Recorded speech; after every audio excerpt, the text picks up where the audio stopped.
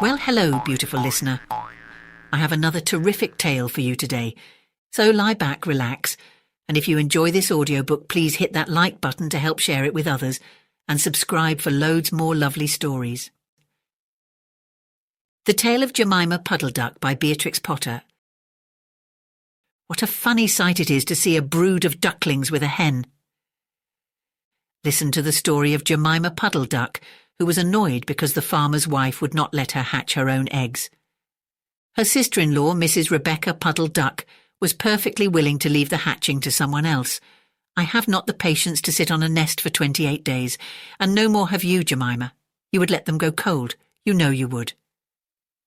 I wish to hatch my own eggs. I will hatch them all by myself, quacked Jemima Puddle-Duck. She tried to hide her eggs, but they were always found and carried off. Jemima Puddle-Duck became quite desperate. She determined to make a nest right away from the farm. She set off on a fine spring afternoon along the cart road that leads over the hill. She was wearing a shawl and a poke bonnet. When she reached the top of the hill, she saw a wood in the distance. She thought that it looked a safe, quiet spot. Jemima Puddle-Duck was not much in the habit of flying. She ran downhill a few yards, flapping her shawl, and then she jumped off into the air. She flew beautifully when she had got a good start. She skimmed along over the treetops until she saw an open place in the middle of the wood, where the trees and brushwood had been cleared.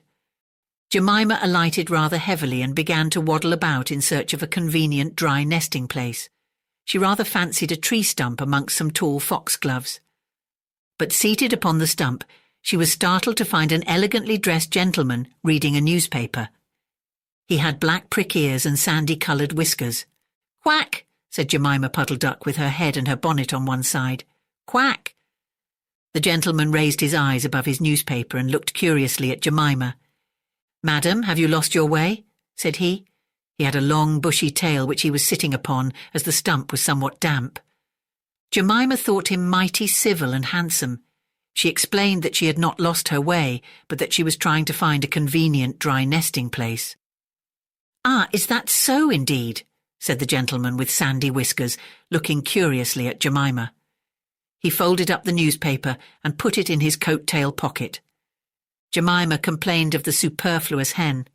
"Indeed, how interesting! I wish I could meet with that fowl. I would teach it to mind its own business.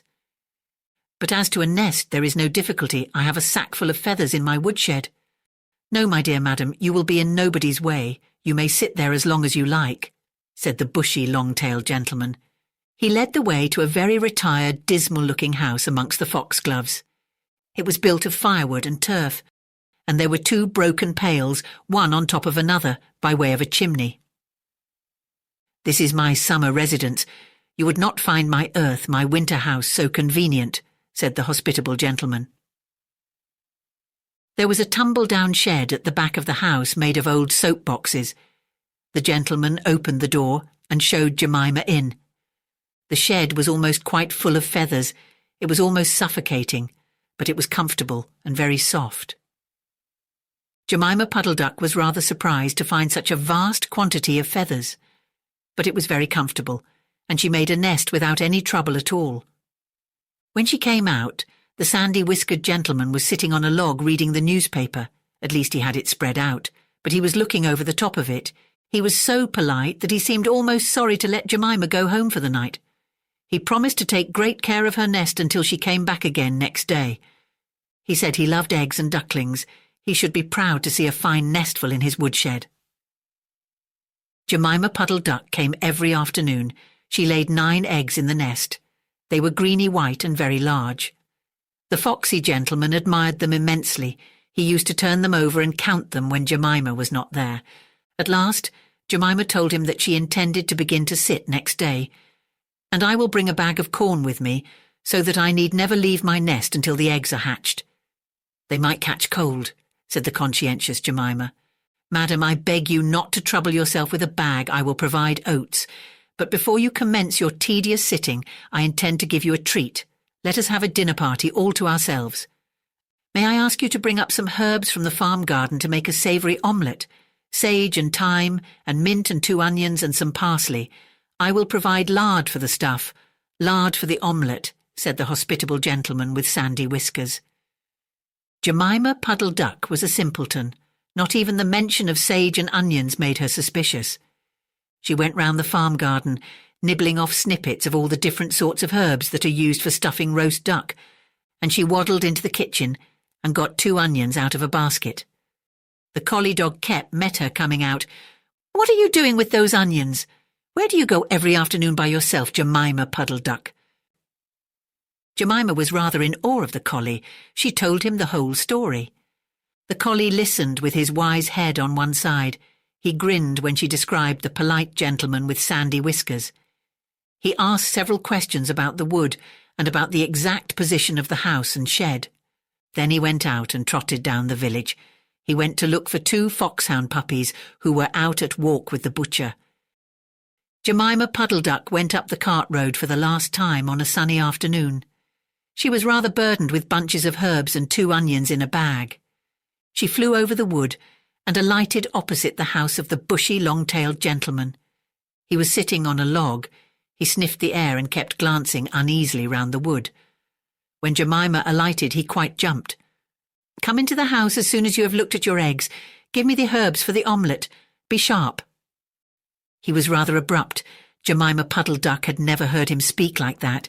She felt surprised and uncomfortable. While she was inside, she heard pattering feet round the back of the shed. Someone with a black nose sniffed at the bottom of the door and then locked it. Jemima became much alarmed. A moment afterwards there were most awful noises, barking, baying, growls and howls, squealing and groans, and nothing more was ever seen of that foxy-whiskered gentleman. Presently Kep opened the door of the shed and let out Jemima Puddle-Duck. Unfortunately, the puppies rushed in and gobbled up all the eggs before he could stop them. He had a bite on his ear and both the puppies were limping. Jemima Puddle-Duck was escorted home in tears on account of those eggs. She laid some more in June, and she was permitted to keep them herself. But only 4 of them hatched. Jemima Puddle-Duck said that it was because of her nerves, but she had always been a bad sitter. I hope you enjoyed today's tale. If you did, hit that like button and make sure to subscribe to get regular stories sent straight to your feed. If you fancy another story now, check out my channel for loads more fantastic fairy tales, mystery, horror and more.